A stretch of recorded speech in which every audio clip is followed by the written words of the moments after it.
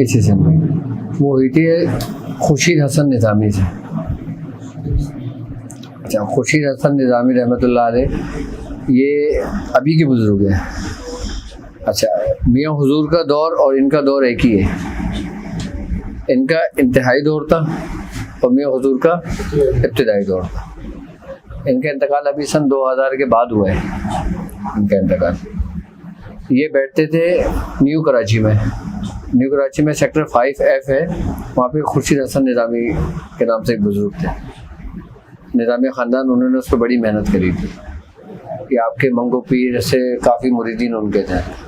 तो हमारे नाना, हमारे मामू, हमारे सारे जो ननियाल थे ना, वो उनके मुरीद थे,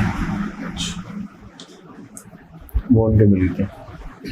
यहाँ तक कि जब मेरे वालिद साहब की जब शादी हुई थी ना, तो मेरे नाना ने सखारा उन्हीं से निकलवाया था, खुर्शीद हसन निज़ामी साहब। तो उस वक्त उनका इंतहाई दौर था। तो उनको मैंने ख्वाब में देखा था कि उन्होंने मुझे कहा था कि तुम इय्याका नअबुदु व इय्याका नस्तईन क्यों नहीं पढ़ते। फिर बाकायदा उन्होंने मुझे तादाद बताई थी, पूरी वो बताया था। फिर मैंने जब सुबह उठा, फिर मैंने मियाँ हुजूर से इसकी तस्दीक करी थी। अच्छा, खुर्शीद हसन निज़ामी जो बुजुर्ग थे ना, उनसे मुझे 3 चीज़ों की इजाज़त हुई थी। एक इय्याका नअबुदु व इय्याका नस्तईन की, और एक दुआ हिज़्बुल बहर की, और एक दुआ ख़ास की। दुआ ख़ास की। अच्छा, हिज़्बुल बहर के भी वो सबसे बड़े आमिल थे। हिज़्बुल बहर के साहिब दावत थे वो जी, खुर्शीद हसन निज़ामी। आपने सारी ज़िंदगी हिज़्बुल बहर ही पढ़ी है। उनका तरीक़ेकार ये था, जब इशा होती थी वो अपने हुजरे में चले जाते थे, किसी से नहीं मिलते थे, किसी से नहीं मिलते थे। फिर वो अपना इबादत में रहते थे और कुछ घंटे वहीं हुजरे में सोते थे, और फजर की अज़ान होती थी, वो अपने हुजरे से बाहर आ जाते थे नमाज के लिए। उसके बाद फिर वो नहीं सोते थे। उसके बाद उनका दवाखाना था, निज़ामिया दवाखाना, जो आज उनकी औलादें चला रही हैं। फिर वो सुबह 7 बजे 8 बजे दवाखाने पे बैठ जाते थे और फिर 1 बजे तक मरीजों को देखते थे अपने वो। और दुआ हिज़्बुल बहर से ही वो लोगों के इलाज मालजा करते थे। अच्छा, दुआ हिज़्बुल बहर के आमिल साहिब दावत कैसे थे, मियाँ ने उनके बारे में बताया था, उन बुजुर्ग के बारे में। अच्छा, मेरा बचपना उनकी ज़ेर सरपरस्ती में गुजरा है। अच्छा, जब मैं तकरीबन 9 साल का था, 9-10 साल का था, या 10-11 साल का होऊंगा, तो मेरी वालदा भी उन्हीं की मुरीद थी। मेरी वालदा, मेरी ननियाल उन्हीं के मुरीद थे सब। तो मेरी वालदा और मुझे और मेरे मामू को लेकर गए। तो नाना ने कहा, जाओ तुमने इसको मुरीद करा के लिया उन दोनों को। तो हम दोनों 11-12 साल के थे, चले गए मुरीद होने के लिए। तो मेरी वालदा ने बोला, इसको ना मुरीद कर लें अपना। तो मेरे साथ मेरे मामू मेरा हम उम्र था, 1 साल 2 साल बड़ा था मुझसे वो ना। अच्छा, उसको उन्होंने कहा, तुम ना, उनके यहाँ होती है चांद की 18 तारीख, वो 18 तारीख चांद की करते थे हज़रत निज़ामुद्दीन औलिया महबूब इलाही की जज्बा से। आपकी तो 17 है और 18 अमीर खुसरू की थी, तो वो चांद के 18 करते थे। यानी कि 17 का दिन गुजरता था, 18वीं शब लगती थी, तो आप निज़ामुद्दीन औलिया महबूब इलाही का एहतमाम करते थे नियाज़ का, वो बड़ा पैमाने पे करते थे वो। तो उन्होंने कहा, अच्छा इसको ना नियाज़ वाले दिन भेजना। अच्छा, मैं और मेरा मामू हम लोग गए। उस वक्त रश बहुत था, तो हम लोग भी घुसते घुसते उनके मुरीदों में, उनके वहाँ, ये मेरी पहली खानका थी जो मैं वहाँ दाखिल हुआ था बचपने में। तो मैं और मेरा मामू हम लोग चले गए अंदर। खैर हम लोग जैसे जैसे पहुँचे, हम लोग बैठ गए। हमने बोला, आपने बुलाया था कि मुरीद कर लो अपना। अच्छा, मैंने बोला, उसकी हिम्मत नहीं हुई बोलने की, तो मैंने कहा मुरीद कर लो। तो कहने लगे, चलो भाग जाओ यहाँ से, मैं शैतानों को मुरीद नहीं करता। तो मैंने कहा, आप ही ने तो बुलाया था। कह रहे, नहीं, भाग जाओ यहाँ से, चलो जाओ। उन्होंने हमें भगा दिया वहाँ से। अच्छा, मेरे मामू को बोला, तू बैठ गया यहाँ पर। अच्छा, उसको मुरीद कर लिया, मुझे भगा दिया उन्होंने। मेरा मामू खुश हो गया, वो तो बड़ा चलते गया, हो गया, भाई तुझे तो शैतान बोला उन्होंने कि भाग जाए यहाँ से, तू तो भाई शैतानी करता है, तो वो करता है। तो और मुझे तो देखो मुरीद कर लिया। अच्छा, हम रोते हुए गए घर पे। मैंने अम्मी से कहा, मेरी वालिदा भी रोती भी गई उनके पास दूसरे दिन। कहने लगा, आपने उसको, मेरे भाई को मुरीद कर लिया और इसको मुरीद नहीं करा। तो उन्होंने हाथ से उन्होंने कहा, ये चला जाएगा, ये चला जाएगा, इसका हिस्सा हमारे पास नहीं है। अच्छा, इन्होंने सिर्फ इतना बोला था कि चला जाएगा, इसका हिस्सा हमारे पास नहीं, इसका हिस्सा कहीं और है। उन्होंने इतनी बात कही थी। अच्छा, मुझे आज तक उनके अल्फाज याद हैं। अच्छा, मेरी अम्मी खुश हो गई, मैं भी खुश हो गया कि हम दुबई चले जाएंगे, क्योंकि हमारे मामू दुबई और शारजा में हुआ करते थे। तो उस वक्त तो जाहिर सी बात है 11, 12, 13 साल की उम्र थी हमारी।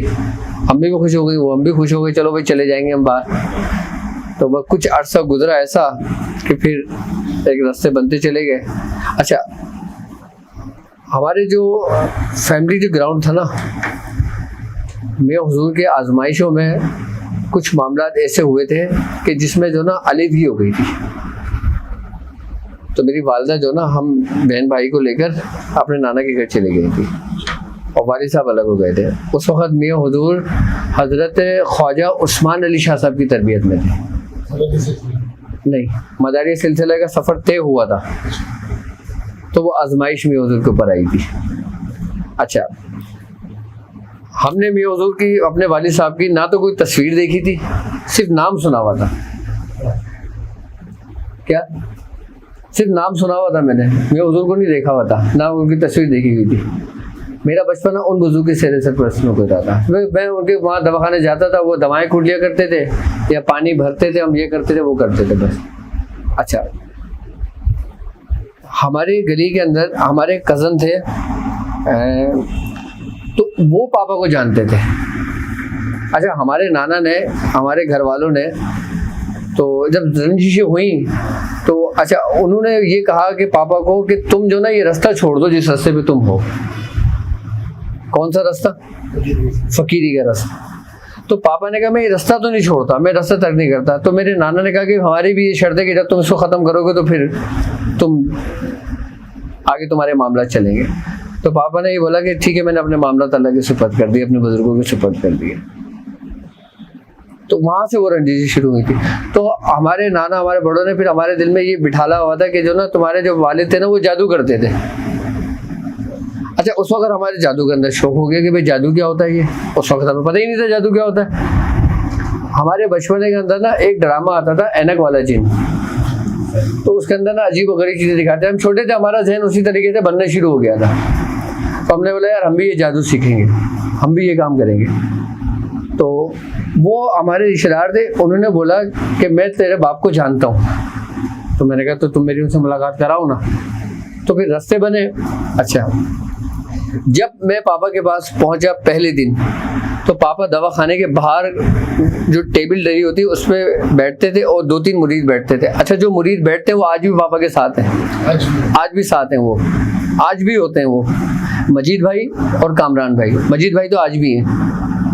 अच्छा, मजीद भाई और कामरान भाई से मेरी बहुत दोस्ती हो गई थी। अच्छा, तो पापा उठ के ना टहल लगा रहे थे कि जैसे किसी का इंतजार कर रहे हो। तो कामरान भाई और मजीद भाई ने मुझे बताया मेरे आने के बाद कि ऐसा मामला हुआ था तुम्हारे आने से पहले। तो वो टहल लगा रहे थे पापा, तो मैं बाइक पे से उतरा, तो पापा ने मुझे देखा। तो मुझे देखे ना पापा उतर के ना रोड की तरफ आए, खुद पापा उतर के चल कर आए। मैं बाइक से उतरा तो मुझे पापा ने सबसे पहला अल्फाज पता है क्या कहा था कि तुम आ गए। मैंने कहा जी मैं आ गया। तो उन्होंने मुझे गले से लगा। मैंने कहा आप भी मेरे पापा है ना। 17 साल के बाद, यानी कि 16 साल के बाद, 16-17 साल के बाद मैंने अपने पापा को देखा। अब जब मैंने उनको देखा तो मैंने पापा से सबसे पहला सवाल पता है क्या किया था कि मुझे ये जादू सीखना है। हकीकत बता रहा हूँ मैं आपको, और ये हकीकतन कहानी है मेरी ये। तो पापा ने कहा हाँ तुम सीख जाओगे जादू, तो पहले अंदर तो आओ। तो पापा दवाखाने पे चले गए। पापा बहुत खुश, मैं अंदर चला गया। अंदर बैठा, पापा ने मुझसे कुछ बातें करी तो क्या कर रहे हो, क्या है क्या नहीं। फिर मेरे पापा से बातें, पापा बहुत खुश। पापा कहें आओ मैं तुम्हें घर पे तुम्हारी दादी और तुम्हारी अम्मी से मिलवाऊँ। मैंने कहा ठीक है चले। अब हम घर पे गए तो पापा ने घर में कदम रखा, वो फरदाना चीखना शुरू कर दिया, चिल्लाना शुरू कर दिया कि फरदाना देखो कौन आया है, फरदाना देखो कौन आया है, जल्दी आओ अम्मी जल्दी आओ देखो कौन आया है। ये पापा की खुशी थी। तो दादी ये लोग सब छोड़ छाड़ के सब घर में काम काज कर रहे थे, सब आ गए। कहते क्या हुआ क्या हुआ, कहते देखो वाजिद आया है। सब घर वालों ने बहुत प्यार, बहुत, सबने पहली दफ़ा देखा था मुझे, पहली दफ़ा देखा था। हाँ, तो सबने मुझे गले लगाया, मुझे प्यार किया, मुझे सब कुछ करा। तो मैंने कहा चले सब, जब सबसे मिल मिला लिए ना, फिर मैं पापा को जाके बैठ गया। मैंने कहा मुझे बताएं जादू कैसे करते हैं। तो कहने लगे तुम अभी आए हो, तुम रुक जाओ, अभी रात में रुको, यहाँ पे सुकून से करो। तो मैंने कहा अब मैं यहीं रहूँगा आपके पास ही, मुझे अभी ये चीज़ सीखना है। कहना हाँ तुम सीख जाओगे। अच्छा, फिर मैं दवाखाने पे पापा के साथ जाने लगा। अच्छा, जब मैं पापा के साथ दवाखाने पे जाने लगा तो मैं मरीजों को देखने लगा। अच्छा, कामरान भाई और मजीद भाई आज भी होते हैं। कौन कामरान? नहीं, वो कामरान नहीं, कामरान अल्लामा कामरान नहीं, अल्लामा कामरान अलग है, जिन्होंने पापा का भी वो संभाला हुआ है रूहानी जवाहिर, वो अलग कामरान है। एक कामरान वो है जो मलीर से आते थे, वो मलीर से आते थे और उनकी रियाजत, उनकी मेहनत उस वक़्त ऐसी थी कि वो शख्स 19,000 मरतबा बिस्मिल्लाहिर्रहमानिर्रहीम पढ़ता था और कब्रिस्तान में जाकर पढ़ता था वो शख्स। और मजीद भाई उनकी रियाजत ऐसी थी कि वो सूरह रहमान 120 या 130 मरतबा रोज़ाना पढ़ते थे। कि जब मैंने कदम रखा तो अब मैंने उनसे, अच्छा मेरे उस वक्त 9 के पेपर होने वाले थे, 9 या मैट्रिक के। तो मैंने कामरान भाई से कहा, मैंने कहा कामरान भाई आप जो ना मेरे लिए कुछ कर सकते हो ऐसा कि जैसे मैं पास हो जाऊं। तो कहने लगे हाँ तुम पास हो जाओगे। तो मैंने कहा अच्छा मुझे कुछ बताओ, मुझे खुद करना पड़ेगा या तुम कुछ करके दोगे? तो मुझसे कहने लगे तुम्हारे बस का नहीं है, तुम नहीं कर सकते, मैं खुद करके दूंगा। मैंने कहा ठीक है तो तुम ही करो। अच्छा, हमारे खैर जैसे तैसे पेपर हुए, लेकिन जब रिजल्ट आया तो हम पास थे। अब मैंने पापा से बोला, मैंने कहा मुझे ये चीज़ सिखाएं, ये क्या है? अब पहले मुझे ये बताएं, ये जादू है, ये अमल है, ये इम्तियाज है, मुझे बताएं इसके बारे में। तो पापा ने सबसे पहला जो मुझे काम दिया था ना, वो बताया था कमीज़ चेक करते हैं ना मरीजों की।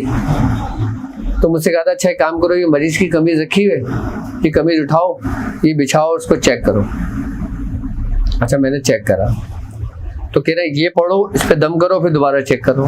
तो मैंने जब पढ़ा दोबारा चेक करा तो वो हुआ। तो मैंने कहा ये तो बढ़ गई। फिर उन्होंने बताया कि अब तुम इसका अमल करो और फिर इस तरीके से करना। बड़े तो ये मर्द होता है, छोटे तो मैंने कहा आप डायग्नोस कर लिया हमने ये मर्द है, अब हम करें क्या आगे? कहना एक ही दिन में सब सीख लोगे क्या? मैंने कहा अच्छा। फिर उन्होंने मुझे तरीक़ेकार समझाने शुरू करे। कामरान भाई ने मुझे बताया कि 3 दिन पहले, मेरे आने से 3 दिन पहले कोई दवा नहीं बनी थी। तो कामरान भाई कहीं मसरूफ़ हो गए थे। तो पापा ने उन पर गुस्सा करा कि तुमने दवाएं क्यों नहीं बनाई अभी तक? तो कामरान भाई कहने लगे कि वो मैं कहीं मसरूफ़ हो गया था। तो पापा ने कहा अच्छा चलो ठीक है कोई बात नहीं, सिर्फ 3 दिन की परेशानी है मुझे। कितने? 3 दिन की परेशानी है मुझे। तो कामरान भाई 3 दिन बाद पछाए पापा किसी को रख लें। तो कहने लगा ठीक 3 दिन के बाद तुम आ गए थे। अच्छा मैं आते ही मैंने काम संभाल लिया था पापा का, क्योंकि मैं एक सीखने की एक जुस्तजू से मैं आया था। मैंने उसी वक्त आके ही दूसरे दिन में अपने उसमें काम पे लग गया था मैं अपना। फिर पापा ने जो मुझे बताने शुरू करा, जो मुझे कराने शुरू करे, और फिर कामरान भाई और वो उनको देख के मुझे और शौक हुआ। पापा मुझे बताते हैं कि ये इतना करता है, इस तरीके से कर रहा है, इसने अभी तक खाना नहीं खाया, इसने अभी तक ये नहीं करा, इसने अभी तक वो नहीं करा, इसने कब्रिस्तान जाके पढ़ा, उसने वहाँ जाके पढ़ा। अच्छा कब्रिस्तान में हमें थोड़ा सा डर लगता था। तो पापा ने कहा अच्छा तुम कामरान के साथ चले जाना। तो कामरान के साथ मैं कब्रिस्तान गया पहली पढ़ाई में। फिर दूसरी पढ़ाई में मजीद भाई के साथ मैं ग्राउंड गया। उसके बाद जब हमारा एक दफ़ा हौसला खुला, उसके बाद फिर खुल के हमने काम किया। फिर ऐसा काम किया कि पापा ने मुझे ये बोल दिया था कि अब घर में बच्चे हैं, तुम घर में नहीं आना, इन चीज़ों को लेके बाहरी वहाँ कारखाने में तुम्हारा बंदोबस्त करा देता हूँ, तुम वहाँ जाके रुकना अपने। अच्छा आज भी कामरान भाई और मजीद भाई मेहनत और रियाजत पर है। अब मुझे नहीं पता कि वो कितना करते हैं कितना नहीं करते, लेकिन मेहनत और रियाजत पे आज भी हैं वो। कितने साल पहले की बात है ये? बात मैं तुम्हें बता रहा हूँ 97-98 की। 24 साल हो गए इस बात को। अच्छा उस वक्त पापा के पास सिर्फ गिनती चुनती के लोग हुआ करते थे। फिर सबसे पहले पापा ने मुझे सूरह फातिहा का अमल बताया और पापा ने मुझसे कहा था मस्जिद में बैठ के पढ़ना है ये। तो इशा की नमाज में फिर हम मस्जिद चले जाया करते थे। फिर वहाँ जब इशा की नमाज होती थी हम वहाँ से अमल पूरा करके घर आ जाया करते थे। फिर उसके बाद बढ़ते फिर डॉट की प्रैक्टिस पर आए। फिर डॉट की प्रैक्टिस में तकरीबन काफ़ी अर्सा गुजरा। फिर इसके बाद दूसरी प्रैक्टिस में दाखिल हुए, फिर तीसरी प्रैक्टिस में दाखिल हुए, फिर चौथी प्रैक्टिस में दाखिल हुए, फिर मुराकबे के अंदर दाखिल हुए, और फिर उसी तरतीब उसी तरीके के साथ फिर हाजिरी के अमल पे लेके गए। पापा ने जो सबसे पहला पर्चा मुझे पकड़ाया था ना, मुझसे कहा था अब तुमने इनसे बात करनी है। जब ये कहा था ना उस वक्त मुझे नींद नहीं आई थी,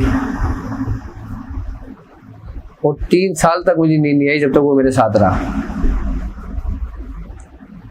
मतलब इतना कि जितनी जरूरत होती कि नींद पूरी कर लेता।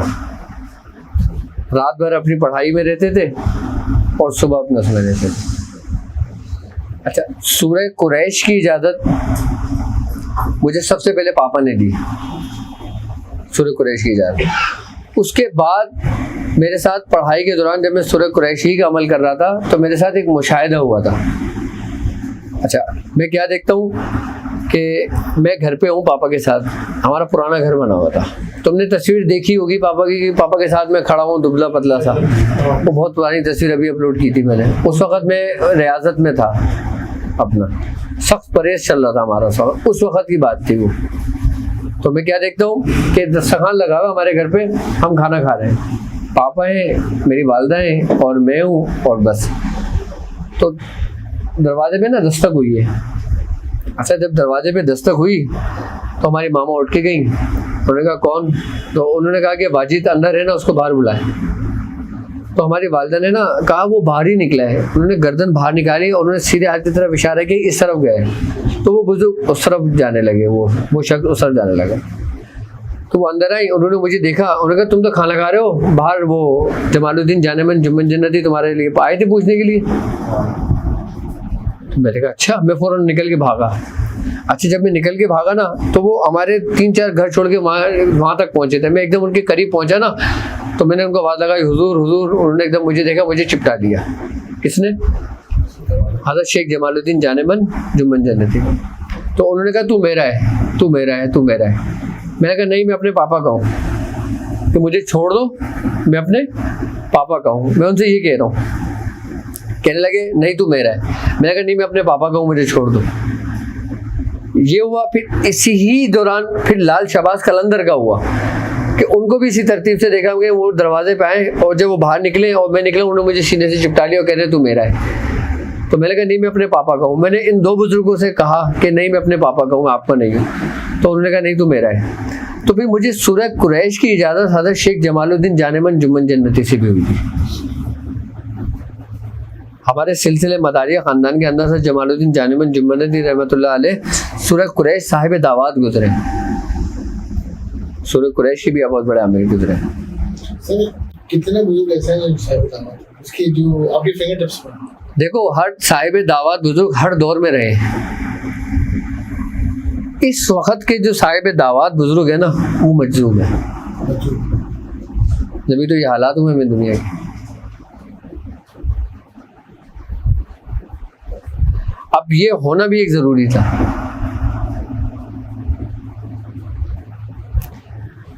हम पढ़ते हैं ली इलाफे कुरैश, क्या मतलब है कि हमने उन्हें मानूस किया या मेल दिया या मोहब्बत दी। ठीक है, अब इस टुकड़े को समझना, खाली किसने दी मोहब्बत? तुम्हारे रब ने। ठीक है। अच्छा, मोहब्बत क्या है? मोहब्बत ईमान, यानी अल्लाह और उसके रसूल की मोहब्बत तुम्हारे दिलों में है। ठीक है। सूरह कुरैश को ही क्यों चुना? इस दौर के हिसाब से मैं बात कर रहा हूँ अभी आपसे, जो दौर चल रहा है कि जिस वक्त मौजूदा हालात में हम दाखिल हैं, कि हमने तुम्हें मेल दिया। अब जो शख्स सूरह कुरैश की रस्सी को मजबूती से थामता है वो इस पे साबित कदम रहता है। किसमें? इनकी मोहब्बत में। आई बात समझ में? अब जब मोहब्बत में साबित कदम रहता है तो उसके साथ आगे के रास्ते उसके लिए हमवार होते हैं, खुलते हैं। अगर हम सिर्फ इस आयत को लें, ली इलाफे कुरैश को, तो इसका ताल्लुक खाक से है। चारों अनासिर की तस्खीर इसमें मौजूद है। इन चारों आयतों का ताल्लुक चारों अनासिर से है, यानी कि आग, हवा, मिट्टी और पानी। तो हर आयत का ताल्लुक अलग अलग अनासिर से है। जो सूरह कुरैश की जो पहली आयत है उसका ताल्लुक किससे है? खाक से है, यानी खाक यानी मट्टी। अब इंसान किसके लिए बना है? इंसान को अल्लाह ताला ने किससे बनाया है? मट्टी से बनाया है। तो फरिश्तों को बनाया अपनी इबादत के लिए, दूसरी मखलूकात को बनाया अपनी इबादत के लिए, लेकिन इंसान को बनाया तो किसके लिए बनाया? कि वो पहचाना जाए। पहचाना किस सूरत में जाता है? कि जब उसके कल्ब में उसमें मोहब्बत होती है। यानी मोहब्बत किसके हिस्से में आई? खाक के हिस्से में आई, इंसान के हिस्से में आई। अच्छा, फरिश्तों को मोहब्बत और इसका नहीं पता, जिन्नातों को मोहब्बत और उसका नहीं पता, जिस तरीके से नफ्स फरिश्तों में नहीं है। अच्छा, फरिश्तों को अल्लाह ताला ने बनाया सिर्फ इबादत के लिए। जिन फरिश्तों को जिन जिन कामों के लिए अल्लाह ताला ने बनाया ना, वो सिर्फ उसी काम में लगे हुए, बाकी किसी और काम से वो बिल्कुल गाफिल है। उनको पता ही नहीं कि दूसरा काम है क्या। यानी कि एक फरिश्ते को अल्लाह ताला ने बनाया कि तुमने सिर्फ और सिर्फ नामा अमाल लिखना है, उसका कोई दूसरा काम है ही नहीं। तो नामा अमाल लिखने में उसको मोहब्बत मिलेगी नहीं मिलेगी? उसका कोई ताल्लुक ही नहीं है। इंसान के हिस्से में मोहब्बत और नफ्स आई, और बाकी किसी में भी नहीं है, किसी मखलूक में भी नहीं है ये। आई ना बात समझ में? अब फरिश्तों को जिन जिन कामों के लिए अल्लाह ताला ने बना लिया वो सिर्फ अपने काम सर अंजाम दे रहे हैं। किसी को सजदे में है तो वो सजदे में है, कोई कयाम में है तो वो कयाम में है, कोई किसी काम में मसरूफ है तो वो किसी काम में लगे हुए हैं। लेकिन ये इंसान है जो हर काम भी कर रहे हैं और मोहब्बत भी कर रहे हैं और मोहब्बत से गाफिल भी है। मोहब्बत से गाफिल भी है। तो ये जो खाक का आंसर है, ये आपकी पहली आयत है ये इसकी। अच्छा, अब तुम्हारा सबसे बड़ा दुश्मन कौन है? शैतान। और बाकी अगर दुश्मनों की बात करते हैं जो दुनियावी एतबार से हम देखते हैं, तो वो यहूद और नसारा हैं, और दूसरे मज़ाहिब के लोग हैं, और दूसरे जो करते हैं। जिसको अल्लाह ताला ने कुरान में कह दिया कि ये यहूदी और नसारा तुम्हारे दोस्त नहीं हो सकते। अच्छा, अब इन्होंने तुम्हारे खिलाफ हमेशा से साजिशें की हैं।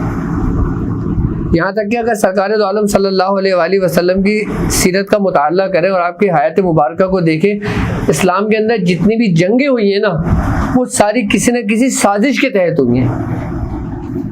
बिना साजिश कोई भी जंग नहीं हुई। यानी कि यहूदियों में आपस में कुछ ऐसी साजिशें करी, लोगों को उकसाया, कुफार को भी और मुसलमानों को भी, कि जिसका नतीजा क्या हुआ? जंग। और फतह किसको नसीब हुई? हक को। यानी कि साजिशें शुरू से चलती हुई आ रही हैं। अच्छा, इनको पता है कि हम सब कुछ कर सकते हैं, इनको अपना गुलाम बना सकते हैं, इनको दौलत दे सकते हैं, इनको ऐश दे सकते हैं, इनको इशरा दे सकते हैं, इनको अपनी औरतें दे सकते हैं, इनको सब कुछ कर सकते हैं और ये ले लेंगे। लेकिन हम इनके दिलों से सरकार दो आलम की मोहब्बत नहीं निकाल सकते। मुसलमान कितने ही क्यों ना हो जाए, लेकिन उनकी मोहब्बत उनके दिलों में रहती है। जो ईमान का एक आखिरी जर्रा उसके दिल में कायम रहता है, उसके अंदर कायम रहता है, जो उसकी शिफात और उसकी निजात का बाइस होगा। अब अगर मैं यहूदियों की बात करता हूँ, तो यहूदियों के अंदर जो जादू है, जो कबाला जादू है, ये अभी से नहीं है, ये शुरू से चला आ रहा है। आई बात समझ में? इस जादू को खत्म करने के लिए ही हजरत सुलेमान अलैहिस्सलाम ने अपने दरबार के तमाम देव और अजिन्नाओं को ये हुक्म दिया कि वो पूरी दुनिया का गश्त करें और तमाम जादूगरों की सोबत अख्तियार करें और उनसे उनका जादू लें और मेरे पास लेकर हाजिर हों। तो पूरी दुनिया का जादू जो था ना, वो तमाम जो देव, जो जिन्नात, जो उनके ताबे थे, वो सबने इकट्ठा करने के बाद हजरत सुलेमान अलैहिस्सलाम को लाकर दे दिया। तो वो एक किताब की सूरत अख्तियार कर गई। अब आपने क्या करा, उसको खत्म करने के लिए उस किताब को अपने कुर्सी के नीचे दबा लिया, अपने तख्त के नीचे दबा लिया। जब आपने अपने तख्त के नीचे दबाया और तमाम शयातीन और जब जादू वहां से खत्म होने लगा, आपने जब जादू लेकर आए थे ना किताब में, तो सबसे पहले हजरत सुलेमान अलैहिस्सलाम ने अल्लाह रब्बुल इज़्ज़त की अता से सबसे पहले उसके इस्तिदराजी कुव्वत के जो तसर्रुफात थे ना, उसको ख़त्म किया था। यानी कि जिस तक जो मौजूद था ना वो उस तक था, उसके बाद जो उसके इस्तिदराजी कुव्वतें थी ना, उसको ख़त्म कर दिया था। किसने? हजरत सुलेमान अलैहिस्सलाम ने। तब जादू कम हो गया था और सारी जो ना आपने अपनी कुर्सी के नीचे, अपने तख्त के नीचे दबा लिया था। अच्छा, यहूदी आपको जादूगर समझते थे, आपको नबी नहीं मानते थे, उन्होंने आपको नबी तस्लीम नहीं करा था। आपकी नबूवत के दलील और आपके नबूवत की गवाही तो सरकार दो आलम ने आकर दी थी। यहूदी आपको जादूगर समझते थे। सरकार दो आलम सल्लल्लाहु अलैहि वसल्लम के महबूस होने से पहले आप लोग इनको जादूगर समझते थे। अच्छा, जब आपकी वफात हुई तो आपकी वफात जब होने के बाद जो शरीर जिन्नात थे ना, जब वो उनके तसर्रुफ से आज़ाद हुए तो उन्होंने उस किताबों के कुछ औराक निकाल लिए और कहा कि देखो, हज़रत सुलेमान अलैहिस्सलाम माज़अल्लाह इस जादू की वजह से, इस जादू की उससे हुकूमत किया करते थे तमाम जिन्नों इंस पर। तो उन्होंने गुमराही करना शुरू कर दी थी, यहाँ से उनका बिगाड़ पैदा हुआ था। अच्छा, उसमें जो जादू था ना वो 3 तरह का था उन किताब में जो हज़रत सुलेमान अलैहिस्सलाम ने महफूज रखी थी। वो 3 इक़साम का जादू पता है क्या था? सबसे पहला जो उसमें जादू था ना वो था तसव्वुराती कुव्वत का जादू। किसका? तसव्वुराती कुव्वत का जादू था। दूसरा उसमें तुलस्मात थे। तीसरा उसमें लफ्जानी अल्फाज थे, लफ्ज थे, यानी कि इबारतें थी। ये 3 इक़साम का जादू उसमें मौजूद था और ये भी वहां से आज़ाद हो गया। अच्छा, होने के बाद फिर जो यहूदी थे ना, उन्होंने इसको अपने कंट्रोल में करा था। फिर इन्होंने अपना मरकज बनाया, कहाँ पर? हैकल सुलेमानी में। कहाँ बनाया? हैकल सुलेमानी में, जो बैतुल अक़दस के इर्द गिर्द की जो तबरुकात, जो बरकतें हैं, वहाँ पे जिसका जिक्र कुरान में। अच्छा, वहाँ पे कहते हैं कि ताबूत सकीना और कुछ हज़रत सुलेमान अलैहिस्सलाम की और हज़रत मूसा अलैहिस्सलाम की, बनी इसराइल की जो अंबिया कराम है, उनके तबरुकात उस जगह पे मौजूद है। इन्होंने सबसे पहले यहूदियों ने अपना मरकज उसी जगह पे कायम किया था, लेकिन जब इनका जवाल आया था तो ये वहाँ से भागे थे। वहाँ से भागकर इन्होंने फिर दूसरा जो अपना मरकज बनाया था ना, आपने तारीख अगर पढ़ी हो, 300 साल अगर आप पीछे जाते हो, कितने साल? 200-300 साल पीछे जाते हो, तो इन्होंने जर्मन के अंदर अपना वो बनाया मरकज दूसरा। कहाँ बनाया? जर्मन में, जर्मनी में बनाया। और जर्मन लोगों को इन्होंने बाकायदा अपनी तसव्वुराती कुव्वत से तस्खीर किया। किसके जरिए? तसव्वुराती कुव्वत के जरिए इनको तस्खीर किया और बाकायदा कबाले जादू के जरिए इन्होंने वहां पे इतना होल्ड कर लिया, इतना होल्ड कर लिया कि वहां से ये पूरी दुनिया पे फैलने लगे। अब अल्लाह रब्बुल इज़्ज़त जिससे जो चाहता है वो काम ले लेता है। वो किसी मुसलमान से चाहे उससे काम ले ले, किसी ईसाई से चाहे उससे काम ले ले, या किसी हिंदू से चाहे उससे काम ले ले। इस सिस्टम को दुनियावी एतबार से ख़त्म करने के लिए अल्लाह ताला ने किससे काम लिया? ईसाई से। उनको इनके ऊपर नाजिल कर दिया एक अजाब की सूरत में। उसने इनका खात्मा शुरू कर दिया। उसने इनको सबको गिन गिन चुन चुन के ख़त्म करा। क्यों करा था? कोई इक़्तिदार था क्या? तो ज़ाती बैर था क्या? दुश्मनी थी क्या? जी, इनको ख़त्म करना शुरू कर दिया। अच्छा, जब यहूदियों को समेटना शुरू किया ना, तो यहूदियों के बाद जो कुछ तबर्रुकात इनके पास रह गए थे कि जिनकी वजह से ये लोग बाकायदा हुकूमतें चलाते थे और जिसको ये लोग मिसयूज़ करते थे। अब रूहानियत की एक तबर्रुकात एक चीज़ है, अगर आप इसको इस्तदराजी कुव्वत के साथ इस्तेमाल करते हो ना, तो उसकी नेगेटिविटी, उसके नेगेटिव असरात दुनिया के ऊपर पड़ते हैं। ये चीज़ तो अच्छी है, तबर्रुक क्या, जैसे हज़रत सुलेमान अलैहिस्सलाम की कमीज़, जैसे हज़रत सुलेमान अलैहिस्सलाम की अंगूठी, नेक है ना, मोतबर है ना, तबर्रुक है ना, उसमें तजल्लियात इलाही है ना। अब उसको जब आप मिस यूज़ करोगे, जब अपनी इस्तदराजी कुव्वत, तसव्वुराती कुव्वत उस पर डालोगे, देखो हर कुव्वत की एक अहमियत, एक हकीकत होती है, उसका असर होता है। जब आप अपनी बुरी नज़र किसी अच्छी नज़र पे डालोगे तो मुतासिर बुरी नज़र होगी, अच्छी नज़र होगी, अच्छी नज़र मुतासिर होगी। और जब अच्छी नज़र मुतासिर होगी तो फिर उसका नेगेटिविटी फैलेगी या नहीं फैलेगी, उसका बुरा असर होगा या नहीं होगा। तो दुनिया के अंदर वबाएं, बलाएं फिर नाजिल होने शुरू हो गई कि जब इन्होंने उसका इस्तेमाल गलत तरीके से शुरू कर दिया। अच्छा, इन्होंने एक इस्तेमाल तो इसके ज़रिए किया और एक इस्तेमाल इन्होंने किया अपनी तसव्वुराती कुव्वत के ज़रिए। अच्छा, तसव्वुराती कुव्वत इन्होंने किस तरह जगाई? हमारे अंदर कहते हैं कि लताइफात का एक सिलसिला है, जिसको हम कहते हैं लतीफ़ा नफ्स है, लतीफ़ा कल्ब है, लतीफ़ा रूह है, लतीफ़ा सिर है, लतीफ़ा खफी है, लतीफ़ा अक्फा है। ये 6 लताइफ है। अच्छा, खानदान कादरिया की अगर बात करते हैं ना, ये 7 लताइफ हैं, यानी कि खफीउल अक्फा तक। खानदान कादरिया की बात करते हैं ना, तो खानदान कादरिया के अंदर 9 लताइफ हैं,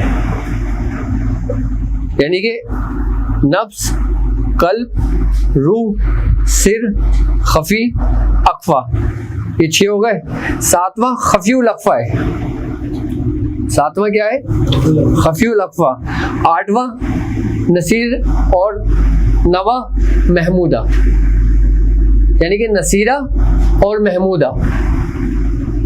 ये 9 लताइफ है जो खानदान कादरिया के हैं। 6 तो जाहिर है, 3 पोशीदा है। यानी कि 6 का ताल्लुक जाहिरी से कि जिसका लोगों ने जिक्र सुना है सबका लताइफात, और 3 बातिनी है। ये उस वक्त 3 के इसरार और राज रमूज खोले जाते हैं कि जब इंसान 6 पे रियादत और मेहनत कर लेता है। आई बात समझ में? अब यहूदियों के अंदर इन्होंने बाकायदा अपनी इस्तदराजी कुव्वतों के जरिए वो बाकायदा तौर पे इन्होंने इसको 27 हिस्सों में तकसीम किया है इंसान को। कितने हिस्सों में? 27 हिस्सों में किया है। यानी कि 9 लताइफात वो जो हमारे हैं, अब इन्हीं को बिल्कुल अपोजिट कर लो तो कितने हो जाते हैं? 9 और 9 18। और इनके यहाँ भी जो 9 है ना, वो इन्होंने बाकायदा तौर पे महफूज कर दिए, बिल्कुल पोशीदा कर दिए, वो 27 है। अच्छा, हमारे यहाँ तज़किया नफ्स कराया जाता है। हमारा जो नफ्स होता है ना, उसके बारे में हमारे बुजुर्गान दीन हमें जो तालीम करते हैं, उसका जो मकाम है वो कल्ब और रूह उसके दरमियान है। लेकिन यहूदी जब ये लोग इस पर रियाजत करते हैं अपनी तसव्वुराती कुव्वत को जगाने के लिए, तो ये ज़ेरे नाफ नीचे करते हैं।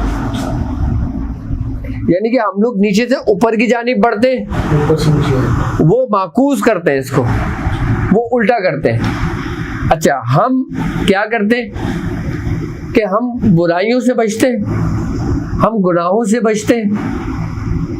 आई बात समझ में? तो हम, इसका मतलब है कि हम तज़किया नफ्स कर रहे होते हैं, अपने नफ्स को पाक कर रहे होते हैं। हमारे अंदर जो नफ्स हमारा है, अच्छा, ये इसका बिल्कुल अपोजिट करते हैं। ये वो काम करते हैं, अच्छा, जाहिरी एतबार से ये वो काम आप पे जाहिर नहीं करेंगे, लेकिन ये हर काम जो ना अपना बातनी तौर पर करते हैं। ये अपने नफ्स को बाकायदा जगाते हैं। किसके जरिए?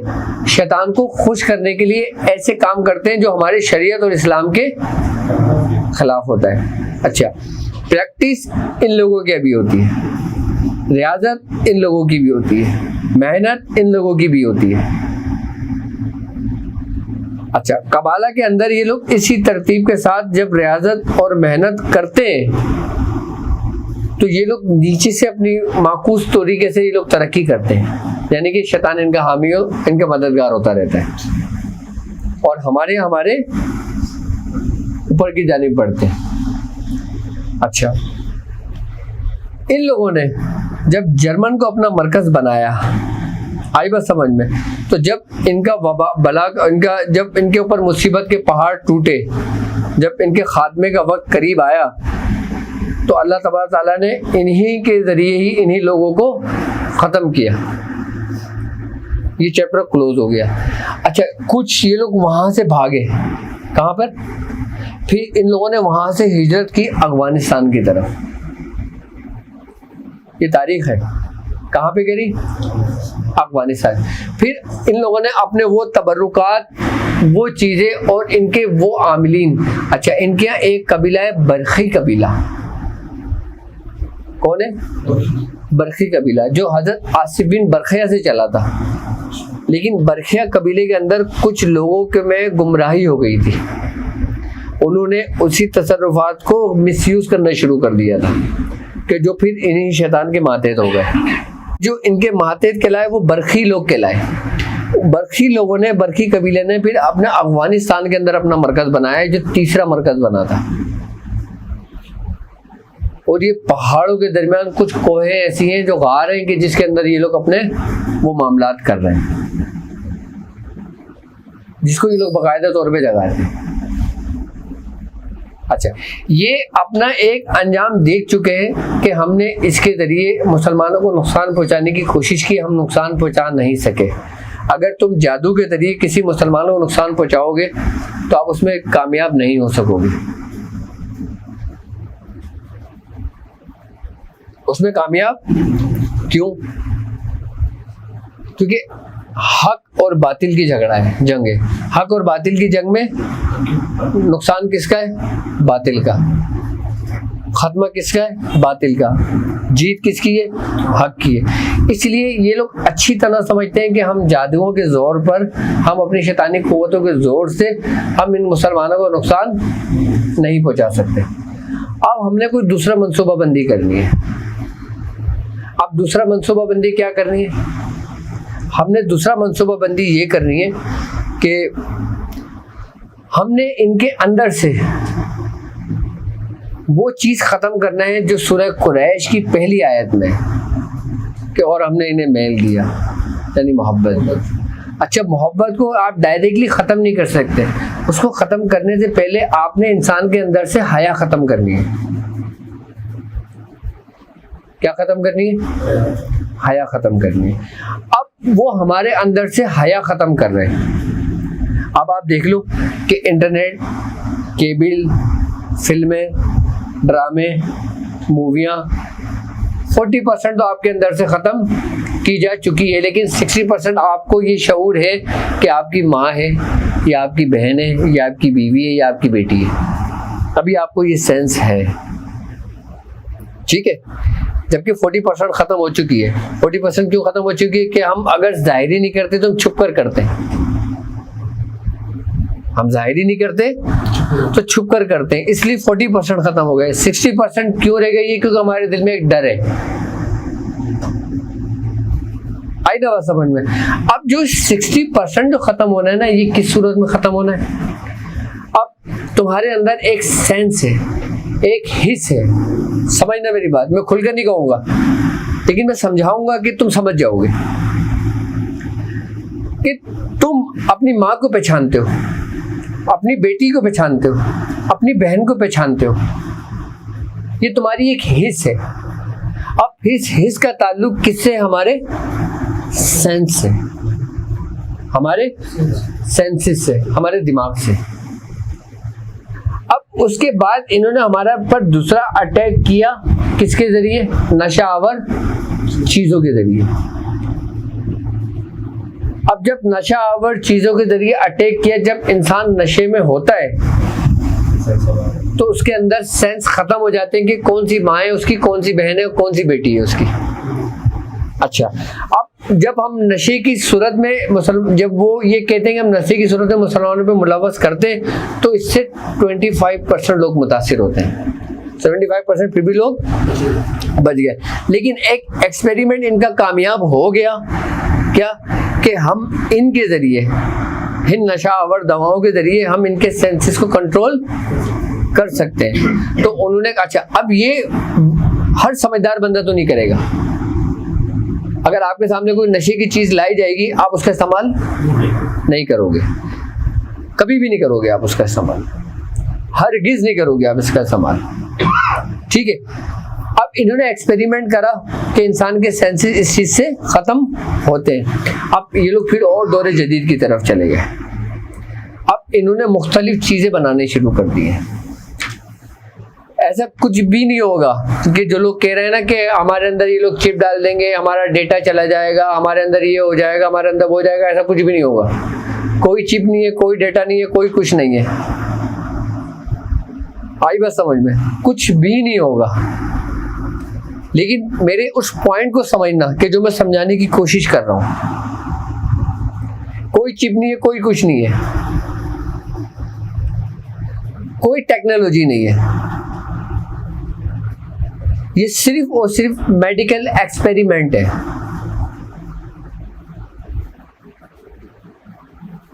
आई ना बात समझ में? अब हम जिस दौर से गुजर रहे हैं, अभी वो असल चीज नहीं आई है। असल चीज अभी नहीं आई है। असल चीज को आने में अभी कम से कम 50-100 साल का टाइम है। क्या? अभी असल चीज नहीं आई है, अभी नकल चल रहा है, क्योंकि असल से पहले नकल आता है। असल से पहले अभी सब नकल चल रहा है, तो इसलिए तुम्हारे लिए बेहतर है सब कुछ। ये देखना चाह रहे हैं कि हम कितना हद तक कंट्रोल कर सकते हैं। इन चीजों का मकसद, इस पूरी प्लानिंग का मकसद, इन सब कुछ करने का मकसद सिर्फ और सिर्फ आपके अंदर से एक हिस्स को खत्म करना है, जिसका नाम है हया, कि जिसके बारे में सरकार दो आलम ने फरमाया कि जब तुम हया ना करो तो तुम्हारे दिल में जो आता है वो करो। यानी कि हया आपका ईमान है। जब आहिस्ता आहिस्ता आहिस्ता आहिस्ता आपको डोज देनी जानी शुरू करेगी, तो आपके अंदर से क्या चीज, आपके अंदर सेंस खत्म होने शुरू हो जाएगा। असल अभी नहीं है, अभी क्योंकि ये हमारा एक इब्तिदा दौर है। ये मैं आपको एक बात बताऊं, हम उस दौर में दाखिल हो चुके हैं कि जिस दौर में बाकायदा तौर पे अंबिया कराम ने पनाह मांगी है। इस दौर से सरकार दो आलम सल्लल्लाहु अलैहि वसल्लम ने, आपने फितना दज्जाल से पनाह मांगी है। अब ये फितना दज्जाल की दौर का बिल्कुल इब्तिदा है। इसको ये सफर तय करने में 100 साल भी लग सकते हैं, 200 साल भी लग सकते हैं, लेकिन अब हम उस मंजिल, उस सफर के अंदर दाखिल हो चुके हैं, उस दौर के अंदर दाखिल हो चुके हैं।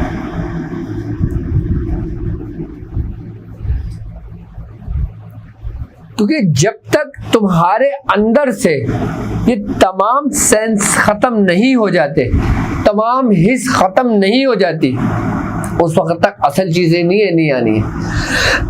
असल चीजों से मुराद असल फितने ने, क्योंकि अभी इस फितने से छोटे छोटे फितने आएंगे, यानी कि काज़िब दज्जाल भी आएंगे। असल दज्जाल तो आएगा ही आएगा, उससे पहले कई झूठे दज्जाल आएंगे। आप देखना कुछ अरसे के बाद आपको खबरें मिलनी शुरू हो जाएंगी।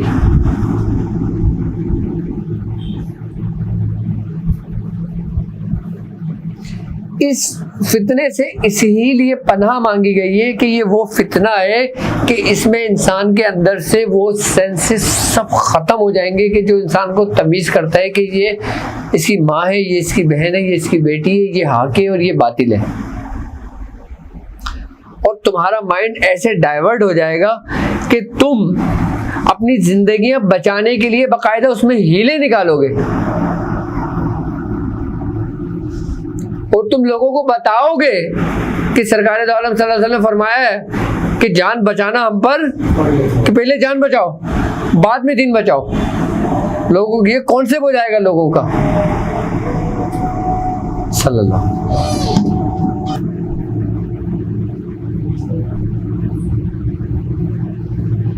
तो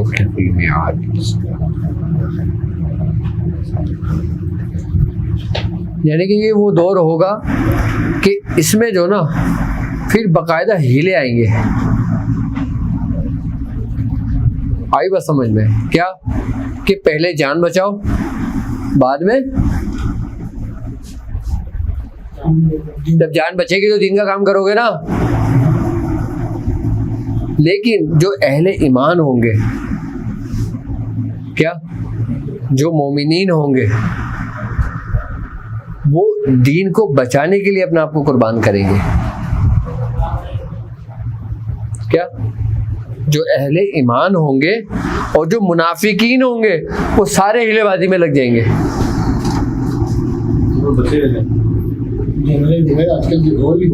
तो अल्लाह ताला कुरान में कहता है ना कि वो आयत है ना, कौन सी, वलिल आखिरत खैरुल लका मिनल ऊला, कि जो आखिरी के जो लोग होंगे वो पहले के लोग से बेहतर होंगे। यानी कि पहले के लोगों ने जो कुर्बानियाँ दी हैं, जो मुशक्क़त तकलीफ उठाई हैं, वो दीन को कायम करने के लिए उठाएंगे।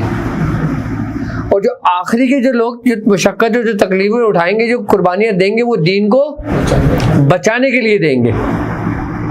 और जो दीन को बचाने के लिए कुर्बानी देगा वो एक आला कुर्बानी होगी। कुर्बानी होगी या शहादत के लिए? वो शहादत का एक आला दर्जा होगा, और ऐसा आला दर्जा होगा कि जैसे शौदाए बदर,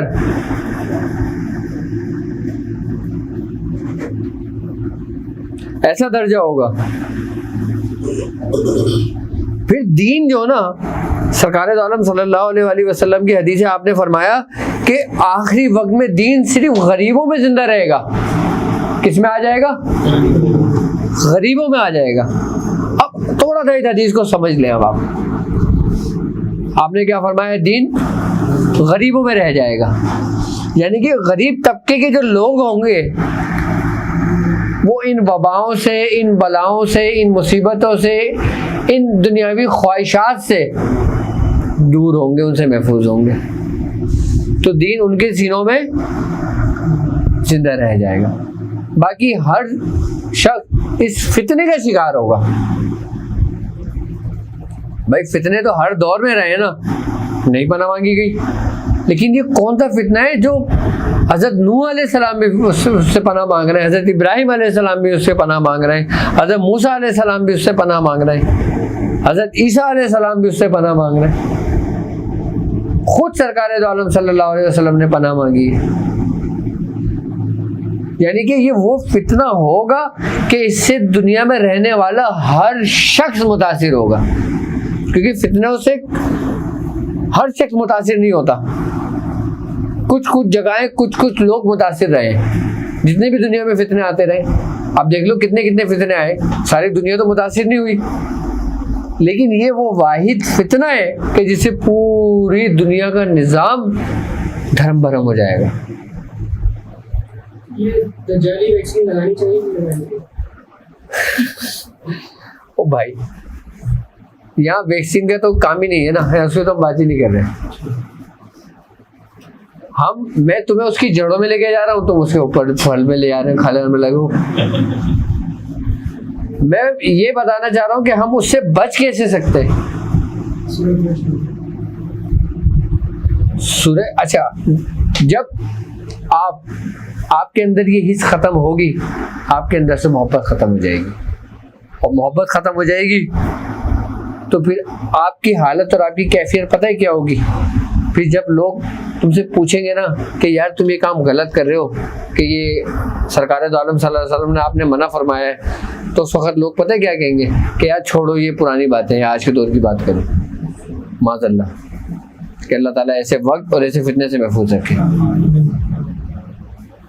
लोग फिर ये कहेंगे कि जिस तरह आज तुम्हें कोई किसी बुजुर्ग के बारे में कोई बताता है, आज की न्यू जनरेशन क्या कहती है, तुम ये दकियानूसी बातें करते हो।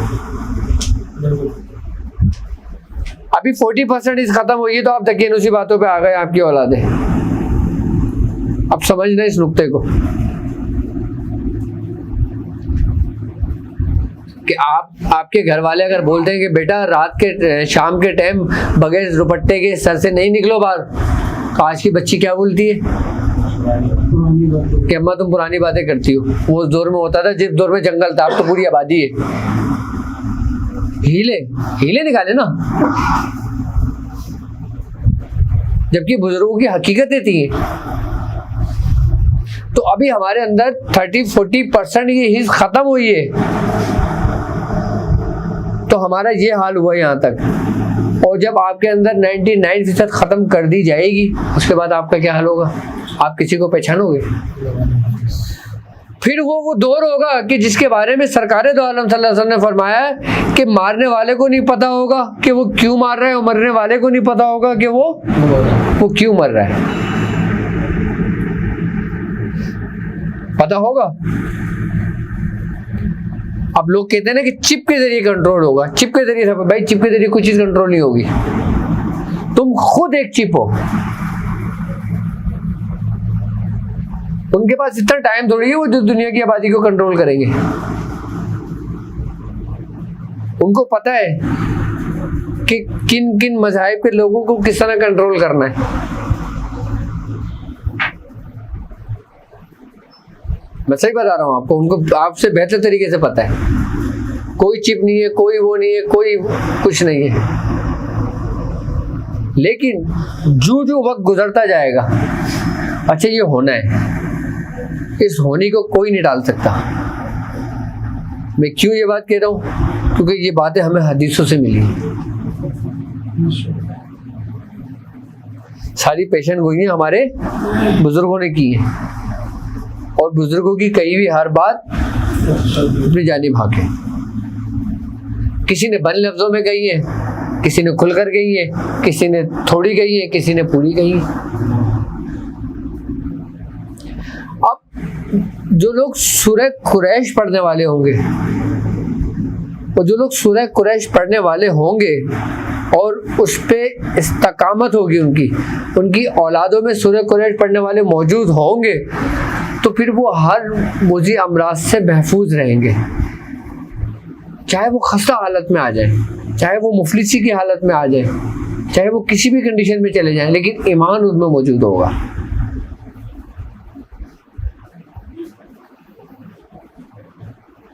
भाई सबसे पहले आपको मखलूकुल हाल करेंगे।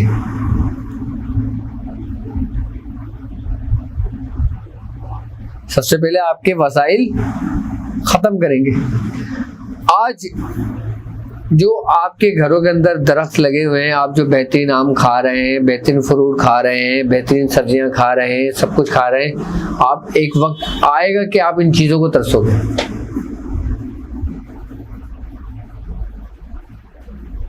एक वक्त आएगा कि आप इन चीजों को तरसोगे, इन जायकों को तरसोगे।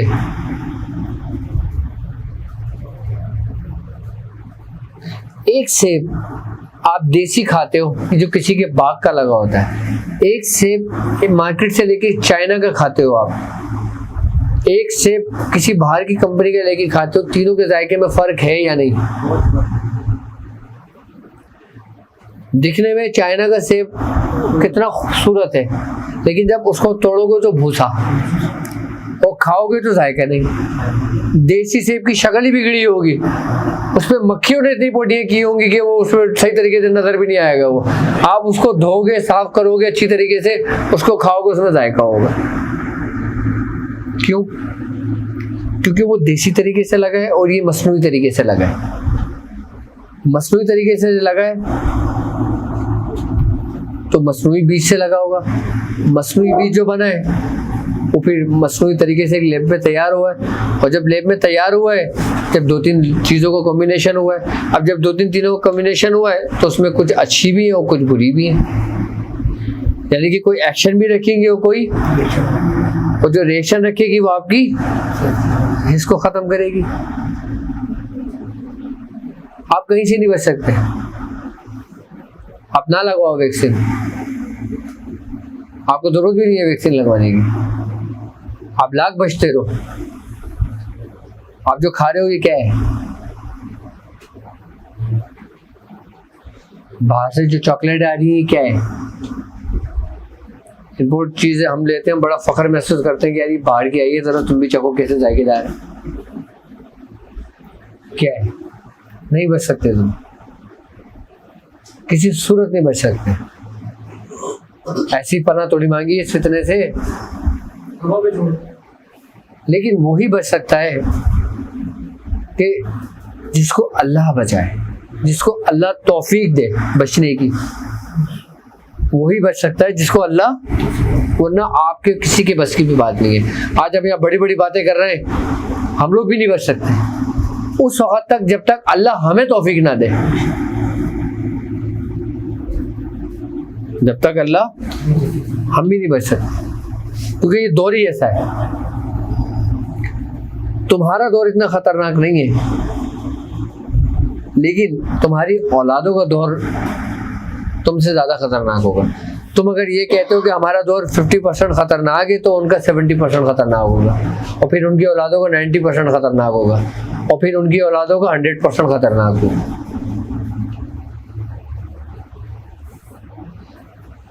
हो सकता है हम वो लोग हों तो 50% में हो सकता है हम वो लोग हों तो 70% में हो सकता है हम वो लोग हों जो 90% में हो। हम हैं तो इन्हीं परसेंट में ना। ये मैंने आज के दौर की तुम्हें बात बताई है कि सबसे पहले तुम्हारे अंदर से क्या ख़त्म करेंगे। जब तुम्हारे अंदर से हया की हिस्स ख़त्म करेंगे तो तुम्हारे अंदर ऑटोमेटिक एक शहवत की हिस्स जाग जाएगी। भाई किसी की जगह कोई तो लेगा ना। जब हया ख़त्म होगी तो इंसान के अंदर बेहयाई हो जाएगी। जब बेहयाई हो जाएगी तो इंसान के अंदर शहवत का गलबा हो जाएगा, और जब इंसान के अंदर शहवत का गलबा हो जाएगा तो उसको फिर इस चीज़ की तमीज़, इस चीज़ की हिस्स नहीं होगी कि ये उसकी बेटी है या उसकी माँ है या उसकी बहन है या उसकी बीवी है या कोई गैर औरत है।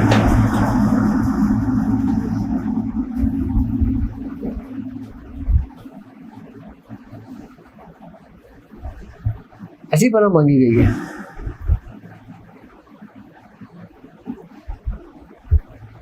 ये वोट दो थोड़ी होगा जो ऊपर से आके मिसाइल गिरेंगे धड़ धड़ धड़ धड़ आप खत्म हो गए, नहीं। ये ऐसा फितना होगा कि जो आपको जड़ों से खत्म करेगा, और आखिर में सिर्फ एक ही जड़ रह जाएगी। उस जड़ तक वो पहुंच नहीं सकेगा। वो कौन सी जड़ है? सिर्फ और सिर्फ मदीना मुनव्वरा है, कि जिसके बारे में हदीसों में है कि दज्जाल वहां दाखिल नहीं हो सकेगा। पहाड़ों में बहुत सी ईमान वाले लोग अपने वहाँ बसने के पहाड़ का, तो वहां जाके क्या करेंगे वो? अभी तो हम गैप में आ चुके हैं ना, जिसकी वैक्सीन लग रही है शनाख्ती कार्ड के साथ, इसका डाटा रजिस्टर्ड हो गया। सर आतंक को बच जाएंगे, जिनका नहीं होगा तो उन्हें घरों में घुसे पे लगाएंगे। आप लगाओ, कुछ भी नहीं है, आप लगाओ। भाई दुनिया का तकाजा क्या है? तुम बच सकते हो। अभी तुमने इस्लामाबाद सफ़र करना हो, मजबूरी कहीं जाना हो तुमने, ठीक है, जहाज़ का टिकट लेते हो और तुमसे सबसे पहले क्या मांगते हैं वो? शनाख्ती कार्ड। आगे दौर में शनाख्ती कार्ड में आपको एक नंबर इशू हो जाएगा, जो अभी इशू हो चुका है बाहर मुल्कों में। तो जब तक आप वो कार्ड नहीं दिखाओगे आप सफ़र नहीं कर सकोगे।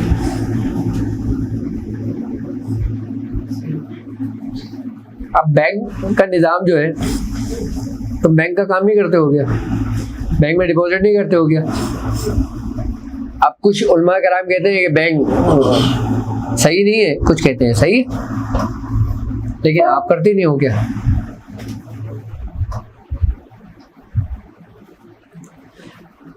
दुनिया में रहकर, दुनिया में जब आप हो तो फिर दुनिया के कानून से चलोगे ना।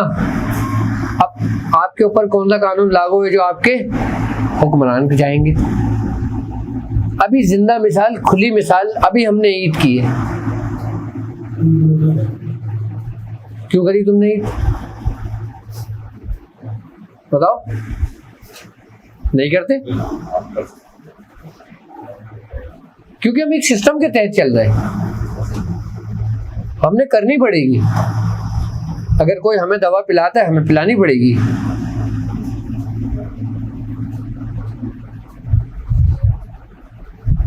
मैंने अभी क्या कहा है आपसे कि अभी असल नहीं है,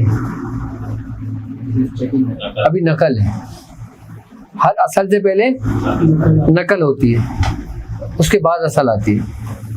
और असल उस वक्त तक नहीं आएगी कि जब तक नकल के जरिए 90% कंट्रोल पूरा ना हो जाए।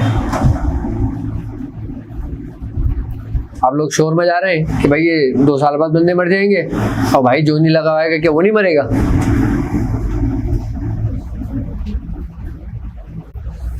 बताइए मुझे।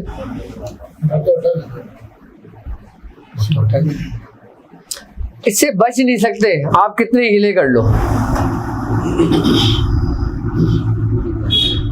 अभी आपके जरा सा दर्द उठता है, क्या आप सबसे पहले कहाँ भागोगे? खत्म हो गई बात।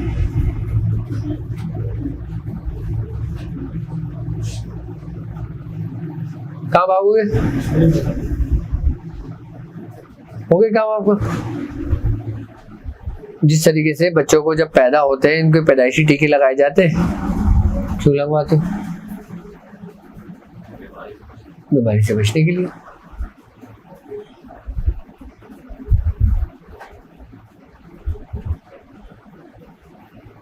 लेकिन अभी हम असल की जानिब नहीं पहुंचे, अभी हम नकल पे चल रहे हैं। लेकिन सूरह कुरैश पढ़ने वाला कम से कम इसके मुज़र असरात से महफूज रहेगा, क्योंकि वो अपने आप को, अपने दिमाग को, अपने सेंस को, अपने सेंसिस को हर वक्त याद दिला रहा है। क्या याद दिला रहा है? के लिए इलाफ़ कुरैश, कि हमने उन्हें महल दिया, हमने उन्हें मोहब्बत दी। जब किसी की याददाश्त चली जाती है तो उसको बार बार मुंह पर थप्पड़ मार के बोला जाता है, कहा जाता है, उसके अल्फाज दोहराए जाते हैं। किस लिए? उसको याद दिलाने के लिए, रिकॉल किया जाता है। उसको रिकॉल करते रहते हैं, उसको डॉक्टर रिकॉल करते रहते हैं कि बोलते रहो उसको कि पहचानेगा ये। इसी तरीके से अगर आपके साथ कोई ऐसे मामला सरजद होता है, जब आप सूरह कुरैश पढ़ रहे होते हैं तो आपके सेंसेस, आपका दिमाग, आपका दिल, आपकी ज़ुबान, हर चीज़ एक्सेप्ट करता है उसको जो आपकी ज़ुबान कहती है। आप दिल से ना पढ़ रहे हो ना, आप खाली ज़ुबान से पढ़ रहे हो ना, तो आपका पूरा वजूद सुन रहा होता है, और जब वजूद सुन रहा होता है तो वो उस पर लब्बैक कहता है। और जो लोग इससे गाफिल हो जाते हैं फिर वो मुझे अमराज में मुब्तला हो जाते हैं।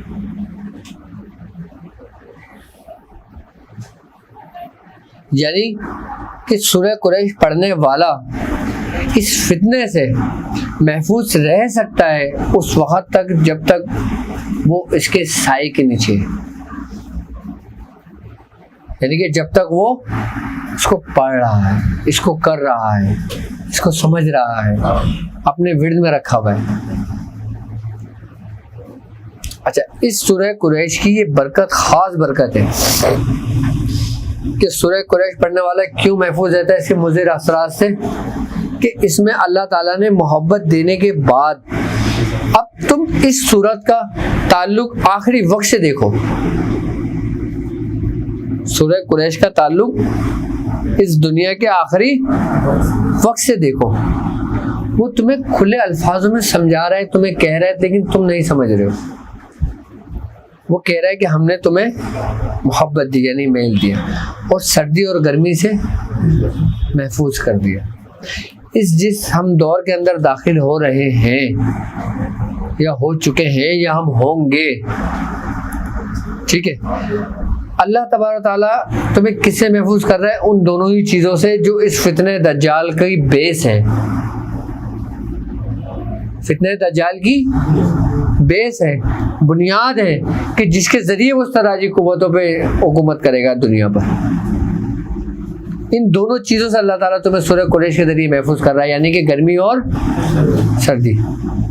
तुमने सुना है कि बुजुर्ग फरमाते हैं कि जब वो आएगा तो उसके हाथ में एक दवा होगी, और एक हाथ में उसके जन्नत होगी, और एक में दोज़ख होगी। एक पे जन्नत होगी और एक पे दोज़ख होगी।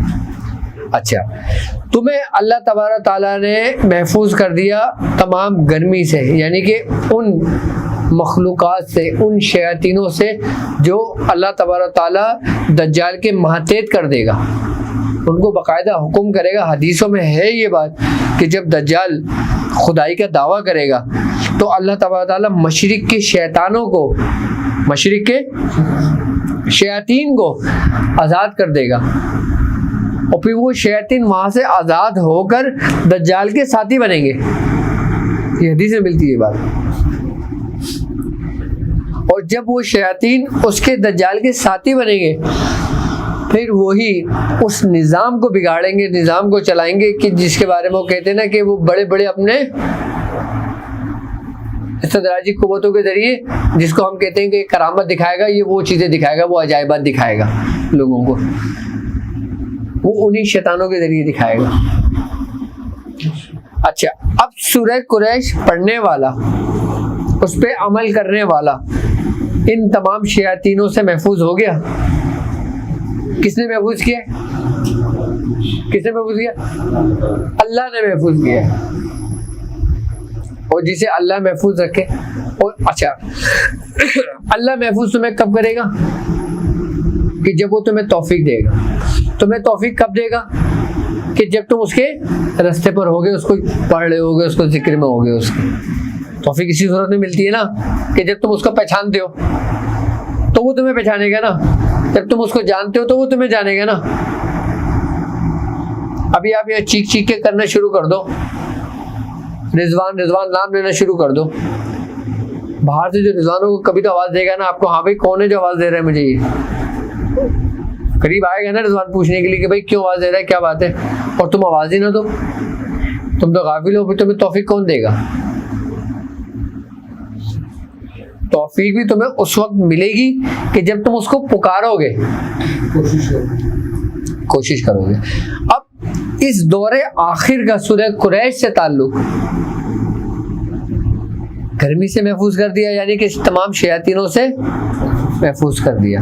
अच्छा, अब दज्जाल जो आएगा वो दो कुव्वतों पर आएगा। सबसे पहली कुव्वत उसकी जादुई कुव्वत, यानी कि जिसको हम इस्तदराजी कुव्वत कहते हैं। दूसरी कुव्वत जो शयातीन की कुव्वत। अच्छा, दोनों का ताल्लुक गर्मी से, यानी आग से, और एक ऐसी आग जो जहन्नम का ईंधन है, एक ऐसी आग कि जिसका ईंधन इंसान होंगे,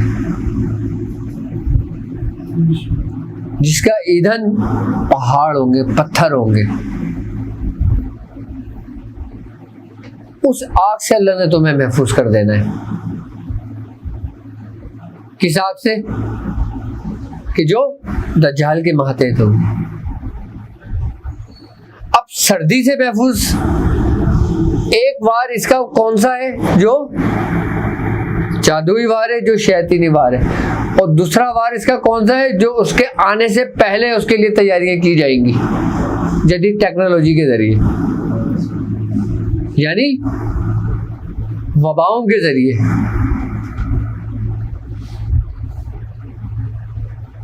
यानी उन लिक्विड के जरिए कि जो उन वबाओं के जरिए बनाया जाएगा, और जो वो बैक्टीरियाज होंगे, जो वो वायरस होंगे, उनकी जिंदगी है सर्दी में, ठंड में। जितने भी बैक्टीरियाज हैं, जितने भी वायरस हैं, जितनी भी बीमारियां आपके जिस्म में मौजूद हैं, उनका वजूद जो कायम रहता है वो सर्द में रहता है, यानी ठंडक में रहता है, बिल्कुल एक्टिव हो जाता है। वो मरता नहीं है, यानी कि ठंड में वो वायरस मरता नहीं है और एक्टिव हो जाता है। और जब वो एक्टिव होता है तो हर एक्शन का रिएक्शन होता है, फिर वो जिस्म के अंदर फैल जाता है। अब अल्लाह तबारक ताला ने तुम्हें इन दोनों चीज़ों से महफूज कर दिया। किसके जरिए? सूरह कुरैश के जरिए। यानी कि इसकी जो पहली आयत थी, अगर हम दौरे जदीद की अगर हम बात करते हैं तो सबसे पहले तुम्हें पहली आयत का जो मफहूम, जो तर्जुमा है ना, जो मैंने पूरा समझाया है, वो चीज़ें ख़त्म कर दी जाएंगी तुम्हारे अंदर से। और जो उसकी दूसरी आयत है क्या? कि तुम्हें सर्दी और गर्मी से महफूज कर देंगे। अब हमारे अंदर एक डर और खौफ क्या है?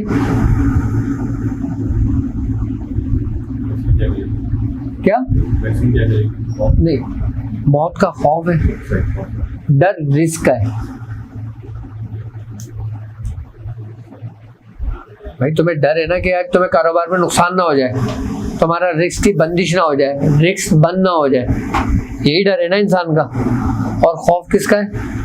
जबकि दोनों चीजें होना है, इसको कोई नहीं डाल सकता। जब तुम्हारी मौत वाकई होगी तो तुम्हारा रिस्क खत्म होगा। और सूरह कुरैश पढ़ने वाला अल्लाह ताला इन दोनों खौफों से महफूज कर देता है। शैतान दज्जाल कहेगा ना कि तू मुझे खुदा मानता है तो मैं तुझे क्या दूंगा? अनाज, खुराक, और अगर तू नहीं मानता तो भूखा मर, तुझे मौत दे दूंगा। और सूरह कुरैश पढ़ने वाला भूख से भी महफूज रहेगा और खौफ से भी महफूज रहेगा।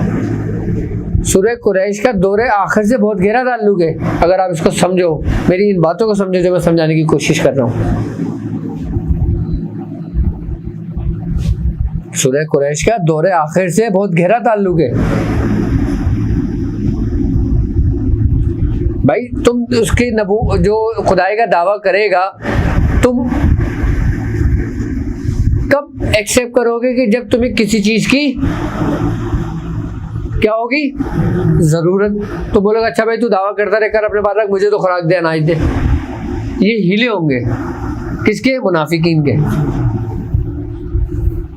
और जो मोमिनीन होंगे वो भूख से भी महफूज होंगे उस वक्त। भूख उनका कुछ नहीं बिगाड़ सकती। क्यों? क्योंकि अल्लाह ताला ने महफूज किया है। लेकिन किस वक्त? कि सूरह कुरैश की तीसरी जो आयत है उसमें क्या कह रहे हैं वो? कि तुम मेरे घर की इबादत करो। अब यहाँ पे बात हो रही है कि उसके घर की इबादत करो। उसके घर की, उसका घर क्या है? इंसान का कल्ब।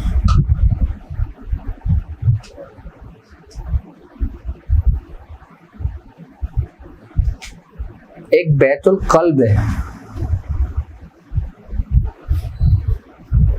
कि अगर तुम उसका तवाफ कर लो तो तुम इस जहां में भी कामयाब और उस जहां में भी कामयाब। यानी कि तुम फितना दज्जाल की उन इस्तदराजी कुव्वतों से महफूज हो गए। सिर्फ किसके जरिए? सूरह कुरैश के जरिए। तुम सूरह कुरैश के तर्जुमा उठा के पढ़ो और जो बातें मैंने तुमसे कही है तुम उसको अपने जहन में रखो, सारा पसे मंजर तुम्हारे आंखों के सामने आ जाएगा कि जिस तुम्हारे आंखों में चल रहा है कि यार ये हो रहा है और किन किन चीज़ों से आप महफूज हो गए। यानी कि बीमारियों से, वबाओं से, बलाओं से, मुसीबतों से, जादू से, शर से, जिन्नात से, शयातीन से, हासिदीन से, मुनाफिकीन से, हर चीज़ से महफूज हो गए। लेकिन आजमाए फिर भी जाओगे। क्या? आजमाए फिर भी जाओगे। लेकिन ऐसे हो गए आप कि जैसे सख्त सर्दी के अंदर आपने ब्लड प्रूफ जैकेट पहनी और ऐसे कपड़े पहने हुए कि जैसे आपको ठंड का एहसास नहीं हो रहा। आप इतना आजमाए जाओगे। लेकिन एक शख्स को बिल्कुल बरहना करके सख्त सर्दी में छोड़ दिया जाए, उसकी आजमाइश कैसी होगी? उसकी आजमाइश और आपकी आजमाइश में फर्क हुआ। क्यों? क्योंकि आपने अपनी आजमाइश के लिए तैयारियां की हुई थी। बारिश से पहले आपने अपने घर की रिपेयरिंग कर ली थी। और एक शख्स बारिश होने से पहले उसने अपने घर की कोई भी रिपेयरिंग करी, अचानक बारिश है, उसका क्या हुआ? सब कुछ बह गया। वो कितनी बड़ी आजमाइश में गुजरा। और एक शख्स जिसने बारिश से पहले अपने सारे घर का काम करा लिया था, उसके ऊपर भी आजमाइश गुजरी तो कैसे गुजरी उसको पता भी नहीं चला। तो जो लोग सूरह कुरैश पढ़ते हैं और सूरह कुरैश का अमल कर लेते हैं और सूरह कुरैश पे कायम रहते हैं, इस दौर के लिए ये समझ लेना कि सूरह कुरैश इसमें आज़म है। सूरह कुरैश इसमें आज़म है और सूरह कुरैश पढ़ने वाला कभी भी बेईमान मौत नहीं मरेगा, क्योंकि उससे अल्लाह ने वादा किया है। कैसे? कि हमने उसे खौफ से अमन दे दिया, और जब अल्लाह ताला ने तुम्हें दे दिया तो तुमसे वादा ही हो गया ना।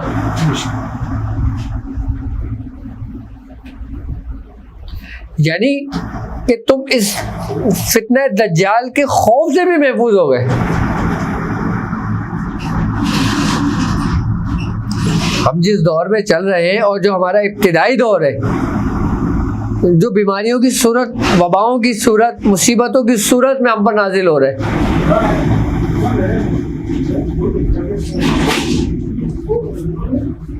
आई ना बात समझ में? तो ये उसकी सूरत में हम पर नाजिल हो रहा है, ये होना है। देखो एक बार याद रखना, होनी होकर रहेगी, दुआ ये करो कि अनहोनी ना हो, बस। और जो लोग सूरह कुरैश को मजबूती से थाम कर रखते हैं और जो लोग सूरह कुरैश को पढ़ते हैं, सूरह कुरैश को समझते हैं, वो हमेशा महफूज रहेंगे, हमेशा महफूज रहेंगे। और तुम देख लो सूरह कुरैश का ताल्लुक और आखिरी दौर का ताल्लुक कितना गहरा ताल्लुक है। अब समझ में आई आपके कि आखिरी में सूरह कुरैश के तसर्रुफात की अहमियत क्या होगी, जो साहिब दावात हैं उनकी ड्यूटियाँ कितनी उरूज पर होंगी, उनकी जिम्मेदारियाँ कितनी उरूज पर होंगी। जिसने पढ़ ली उसने निजात पाई, जिसने पढ़ ली उसने निजात पाई। मेरे साथ प्रैक्टिकल हो गया सूरह कुरैश का। शैतान ने फंसाने की कोशिश की, अल्लाह ने बचा लिया। हुआ ये कि मैं पढ़ता हूँ, पानी पिलाना मुझे। सूरह कुरैश रोज ही पढ़ता हूँ। हाँ, तो पहले मैं बहुत ज़्यादा रिसार्ट हो रहा था कि पहले तो शैतान ने वसवसा डाला कि जो अल्लाह से मांग रहे नहीं होगा, इस तरह से। तो फिर मैं रिसार्ट करके अपना टाइम हुआ 12 बजे पढ़ने बैठ गया।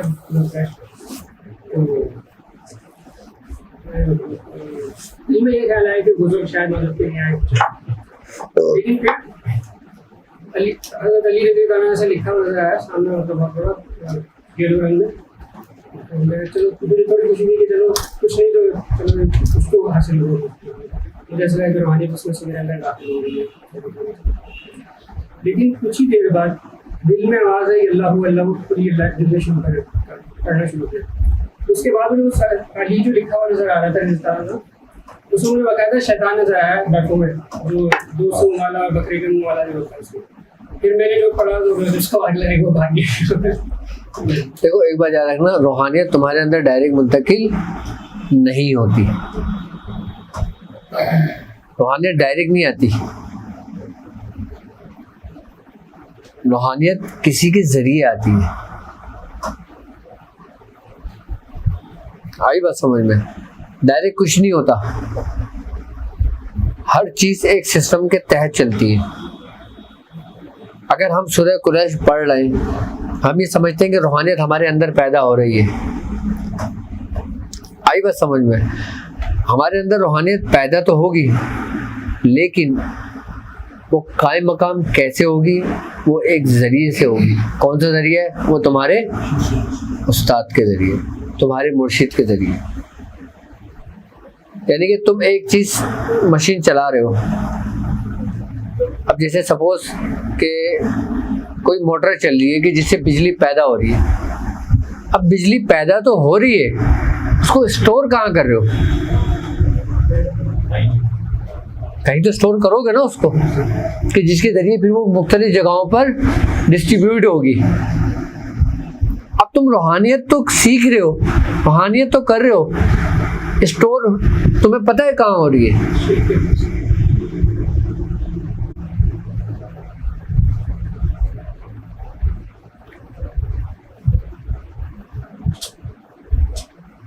कम से कम मैं समझता हूँ सूरह कुरैश पढ़ने वाला और इस तरतीब और इस तरीके से पढ़ने वाला, उसकी पढ़ी हुई कोई भी चीज जाया नहीं होगी।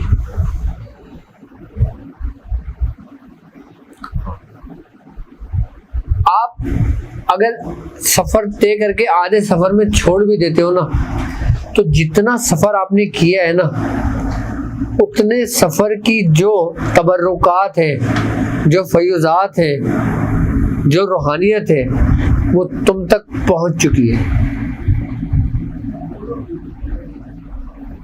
वो तुम तक, और फिर वो तुम्हारी औलादों में मुंतकिल करना तुम्हारा काम है। तुम अपनी औलादों में मुंतकिल कैसे करोगे? जब तुम सफर पूरा करोगे। चले, मैं ख्याल से आज सख्ती वक्ती भी कर रहे हैं ये लोग, और यहाँ तो माज भी नहीं है किसी के बाद, 2-3 के पास ही है बस।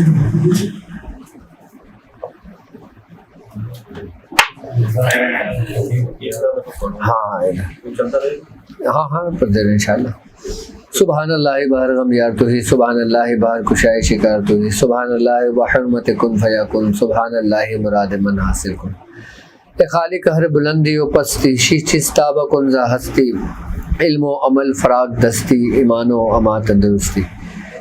या इलाहुल आलमीन, या इलाहुल आलमीन तेरा जिक्र अस्कार किया गया, या इलाहुल आलमीन तेरे दोस्तों का जिक्र किया गया, या इलाहुल आलमीन इसमें जो गलतियों कोताही हो गई हो तो अपने रहम व करम अपने फजल से माफ़ फरमा।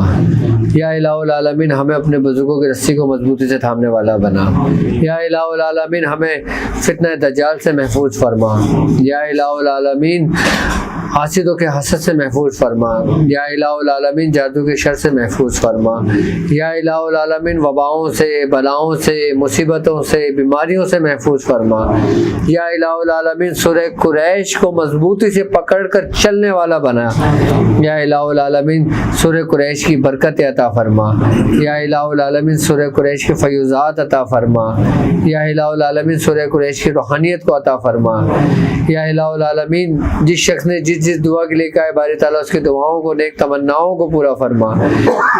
या इलाहुल आलमीन शेख अब्दुल वहाब साहब और खुर्शीदा फातिमा साद और सादिया, या इलाहुल आलमीन जो बीमार हैं इनको सेहत तंदुरुस्ती अता फरमा, इनके कारोबार में बरकत अता फरमा, रिस्क में, आल में, औलाद में बरकत अता फरमा। या इलाहुल आलमीन जो लोग सुन रहे हैं, जो लोग देख रहे हैं, बारी ताला उनकी नेक तमन्नाओं को पूरा फरमा। या इलाहुल आलमीन उनको सूरह कुरैश के लश्कर में इस्तकामत अता फरमा। या इलाहुल आलमीन इस रूहानी सफ़र को मुकम्मल करने की तौफीक अता फरमा। या इलाहुल आलमीन इन चंद लोगों को उन चंद लोगों में शामिल फरमा जिनसे तू राज़ी हुआ, जिनसे तू राज़ी हुआ, जिनसे तू राज़ी हुआ। सुब्हान रब्बिका रब्बिल इज़्ज़ति अम्मा यसिफून व सलामुन अलल मुरसलीन वल्हम्दुलिल्लाहि रब्बिल आलमीन। सल्लल्लाहु अलैहि व सल्लम।